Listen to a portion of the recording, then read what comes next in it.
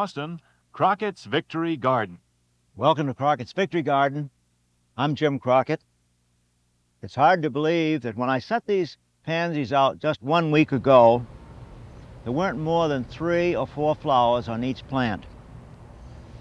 Now if I didn't do a thing to these plants, this great display would continue for about a month, and then the plants would begin to fade. But by taking off these dead flowers before they set seeds, I can make the pansies blossom all summer long, and that's the real secret, removing the faded flowers so the plants can't set seed. Now today we're going to plant some potatoes, a late crop. I'm going to show you how to have armloads of chrysanthemums in your garden for this fall. We have a very special feature on window boxes. But before we do those, I want to talk about beets, because I'm going to show you a couple of ways to plant beets. The first would be from seeds. Now, beet seeds themselves are maybe a little peculiar to look at. They're just such dried up little things and so insignificant, and yet each one of these seeds will produce more than one plant.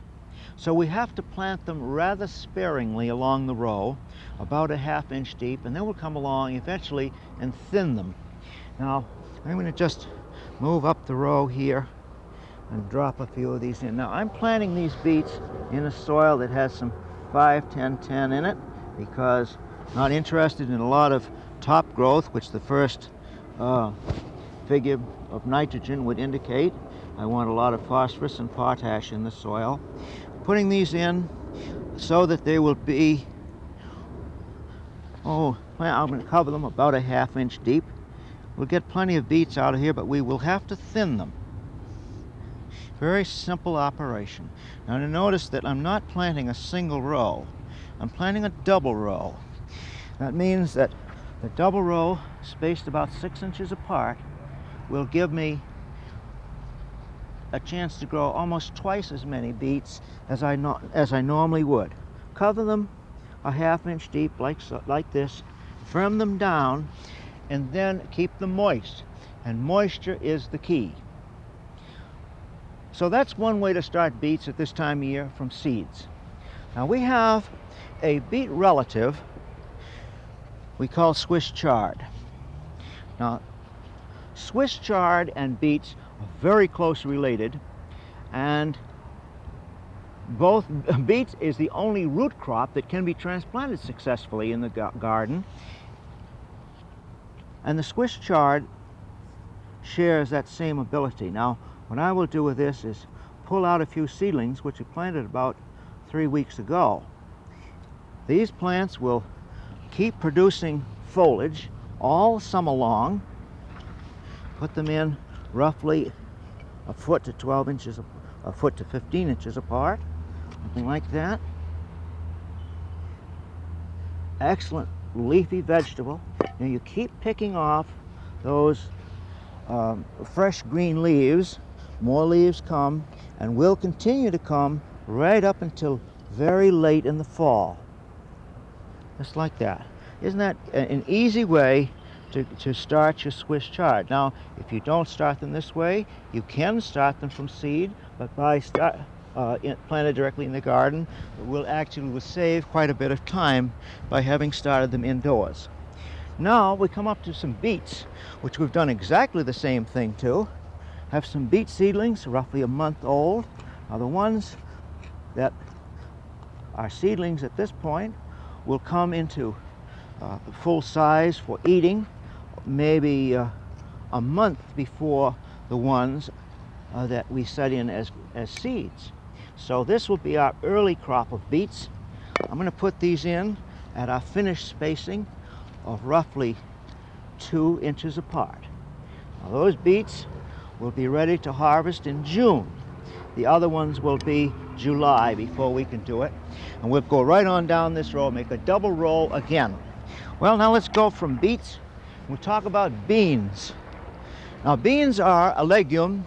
They have this peculiar property of being able to take nitrogen free of charge right out of the atmosphere.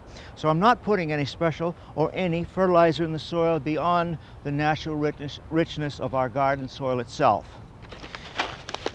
Because they're legumes, we like to inoculate the seeds with a legume inoculant. And you have seen me on previous occasions dampen the seeds and dust this black powder on it. Now I want to show you an alternate method. Take some dry sand and put some of this inoculant on like this. Mix it together. This kind of spreads it out a little bit. And then we take this sand, dust it on the bottom of the row. Now there's a very special reason that I will do it this way today, because the seeds of the bean that I'm going to plant have been treated with Captan. And Captan is a fungicide which keeps the seed from being attacked by decay bacteria before it has a chance to sprout. I'm putting in a bush bean called Tender Crop, very nice variety, a dark, rich green one I'm sure that you will like. It produces over a nice period of time. Now, as with planting peas, I like to put enough of these in the ground so that I'll get some pretty good results. I like to put the peas in, scatter them so that, they're roughly 2 inches apart. We don't have to be very fancy about this, like so. No magic formula at all, except that I'll now cover them at this early season about 1 inch deep. Now the beans that I plant in July, when it's very hot, will cover 2 inches deep, because the soil dries out so much faster then. Again, about 1 inch deep in the spring, 2 inches deep in the summer. Now that's all there is to starting the beans, and they will be up in a matter of about a week and will go on to produce a very nice crop. Now, the next thing we want to talk about today are potatoes. And potatoes are unique among vegetables in that they need an acid soil. Well, as you can imagine, with all the crops that we have grown in this garden and the lime that we've put on for them, we had to actually excavate a little area in here and put in some fresh soil which was of acid content. And if you're going to try to grow potatoes in a garden that has been limed, you have a choice of doing something like this, choosing another piece of ground separate from it, or adding sulfur to the soil, which will give it an acid reaction. Now I've begun by digging a trench roughly 5 to 6 inches deep, and I have today a different method of planting potatoes with compost. Now this is right out of our compost pile.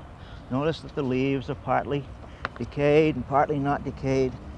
They'll break down during the summer, and I expect when it comes time to harvest these potatoes next fall, they'll be just as clean and nice as can be. You see, if potatoes are planted in a soil which is too sweet, that is, has too much lime in it, they develop a disease called scab.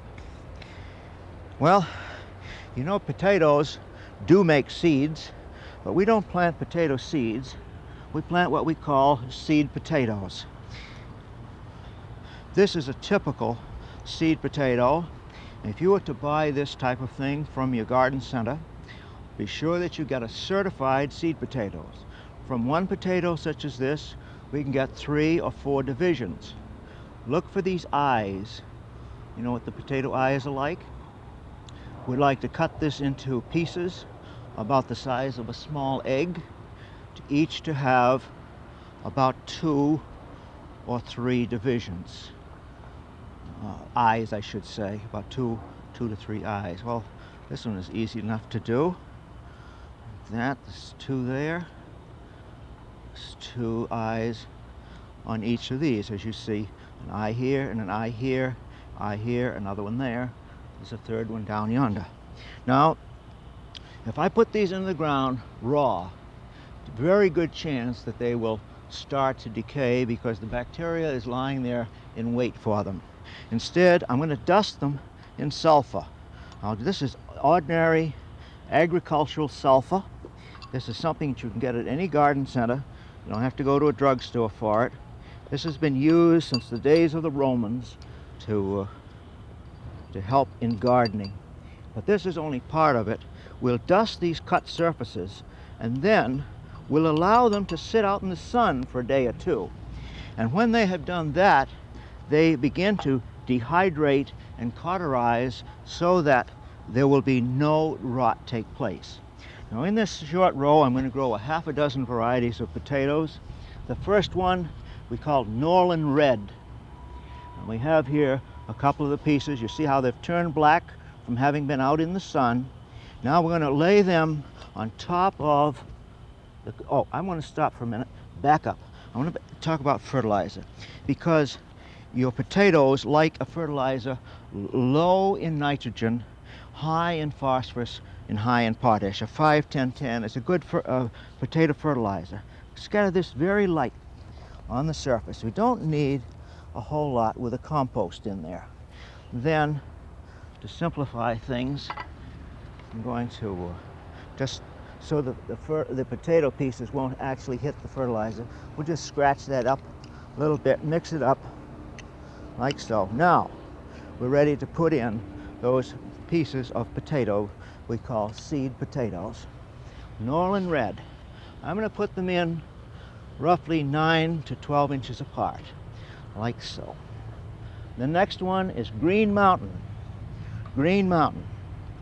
Old time variety, one of the nicest ones for winter keeping. This is the Russet Burbank. Now, you remember Burbank, the great plantsman?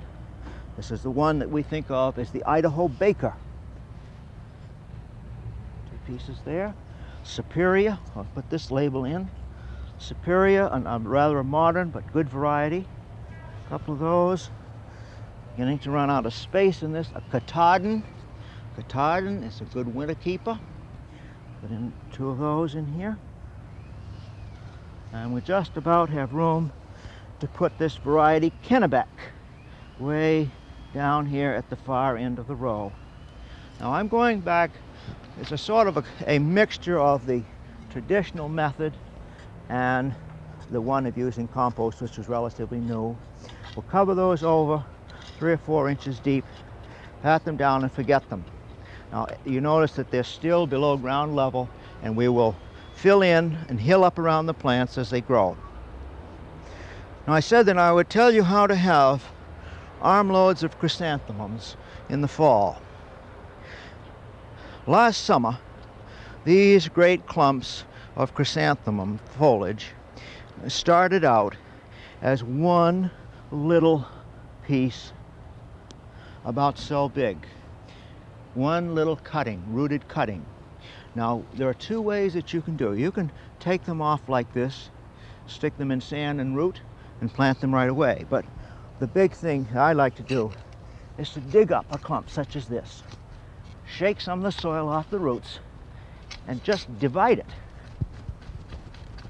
And when I mean divide it, I want to pull this plant right down to a single division. Just such a piece as this. And this is the plant which will make all of this kind of growth and give you a superior plant. If you let this grow, remember, it will have exhausted the soil. You'll get a lot of flowers, but they won't be good ones. You do much better with chrysanthemums to start right back at scratch every spring. 2 ways to do. Plant them out in a row in your garden, but I'm going to suggest that you do what the nurseryman does. He'll sell you chrysanthemums all ready to blossom in the fall. He uses a soil here, which is a mixture of 1/3 loam and compost and peat moss with some slow release fertilizer in it. By September, when this is budded up, it'll be so tall, you'll hide the pot with new fresh foliage and great vigor. And you knock this out of the pot and plant it anywhere in your garden that you'd like to. This is one nice way to do it. Now you can take a division such as this and plant it over in a row on the side of your garden if you have a little space. Now this is an easier way as far as caring for it is concerned. You can put these in and cultivate them just as though they were cabbages all summer long. They'll grow. Dig them up in the fall with very little attention in between. Well, we said window boxes were one of the subjects today, and I want to begin by showing you a real king-size window box that was sent in to us recently. This is the kind of a container for the person who has no room for a garden, or who is old and incapacitated that can't bend over. It's right up here at bench height. You can grow vegetables or flowers in it. Now, I'm going to tell you what's in this soil. 1/3 each of peat moss, this marvelous brown peat moss. 1/3 of the compost right out of our compost pile, and 1/3 garden soil mixed in with this material, which is a slow release fertilizer. And these little pellets, when moistened, will feed the plants over a period of 4 to 6 months, and you won't have to add additional fertilizer. Now, I'm not going to plant this great big container. Instead, I'm going to show you the traditional window box and this is what we use. Now, here is a window box made of redwood. In this case, it's unpainted because we'd like to have the natural gray color of it. The back side that fits against the wall is perpendicular. The front side, as you see, curves in, which allows plants which are trailers to go over the edge and look more graceful. The bottom of this has drainage holes, and you can see these holes along here, big ones, roughly a 1/2 inch or more in diameter. You must be sure that the water can get out of here, because you can water them as much as you want to, and still they will drain away. And if you should get a big soaking rain without drainage holes, your plants would suffer very, very severely. Well, let's take this window box, turn it around so that the part that you're looking at is the part that you would see in the summertime. I'm going to begin by simply filling it full of soil. And I'll tell you, with this kind of a combination of peat moss, loam, and compost, there's not a plant going that won't respond to it. And very, very well all summer long. Will also, with a slow release fertilizer, you will never have to even think about feeding the plants all summer long. Now, we're just going to fill this whole thing in,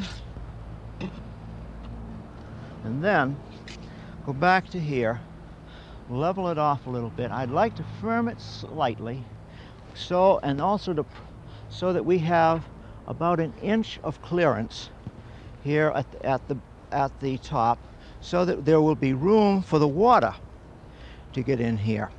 And you know, you've got to give this a good soaking many times during the summer. Now, if you're going to have a window box, you have to think of where it's going to grow, in a sunny or a shady place.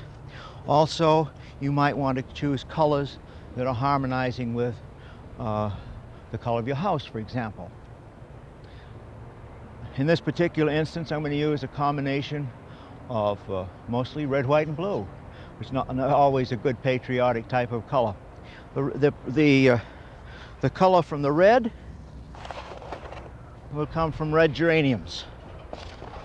Now, I'm going to put enough of these in so that we really have an effect right at the beginning.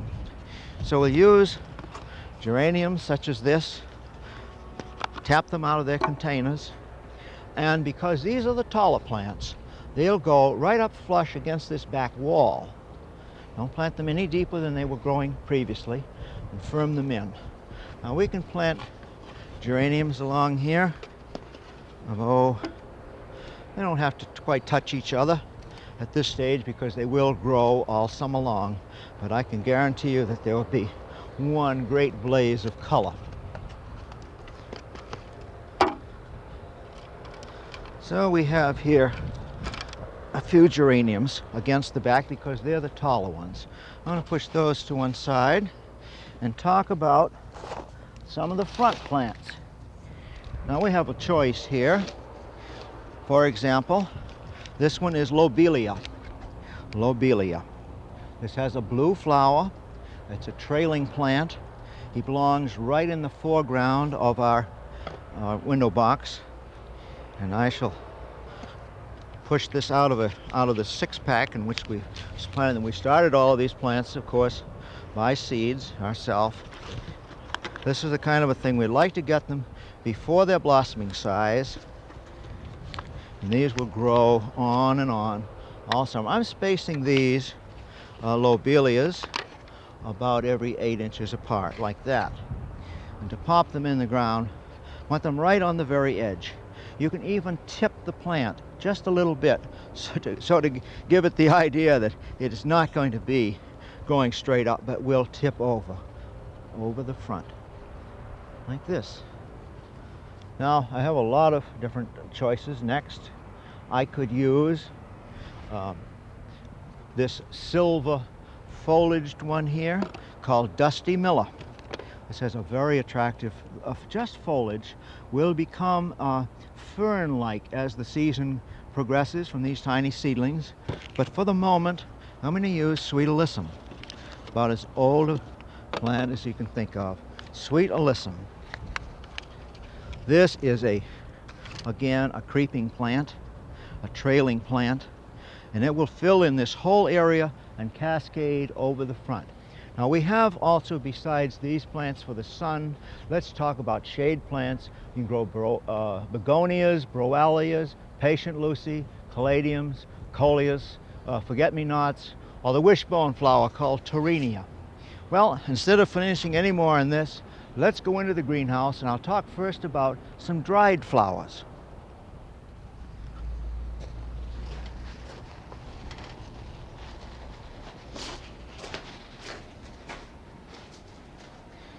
Now, the most common of the dried flowers is this one called the straw flower.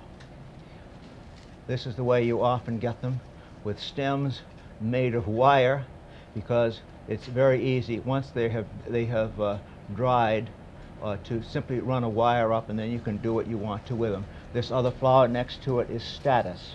But we're starting now with straw flowers that look like this. Now these are seedlings that we've started here in the greenhouse. You can still plant them outdoors. They'll grow about 30 inches tall. When the flowers are about 2/3 open, is the time to pick them. Hang them upside down in the shade and let them dry, and you use them in winter bouquets. They come not only in yellow, but white and orange and lavender and red. Another one which is a good winter type of flower, as well as a summer cut flower, is the globe amaranth. Grows about 1 foot tall, has blossoms in white and various shades of pink, and a very nice purple. The flowers look very much like heads of clover, the globe amaranth. We have here some statice, and this is the S-T-A-T-I-C-E. Now the statice is this white flower that you see in the center. I personally like the ones that are purple in color. They're very nice. They hold the color nicely for months and months and months. We have also, well, this one is called the rose everlasting, or Helipterum, sometimes called acroclinium. But this is the rose everlasting. Beautiful flowers. You pick them again as they're just beginning to open. Two kinds of grass. This one, as you might well imagine, is called cloud grass. It's related to the bent grass, which is so popular on golf course putting greens. Very, very soft textured. These are ready to be planted separately into a container like this, a 6-pack, and let them go on from there. This one is called quaking grass. A large one, easy to pick in the fall, and they will last for a long time. Well, let's see if we can get to a few questions today. First one is from Moorhead, Minnesota. I have two oxalis plants. Until 3 weeks ago, they were blooming profusely, but recently the leaves turned brown, dried up, and fell off.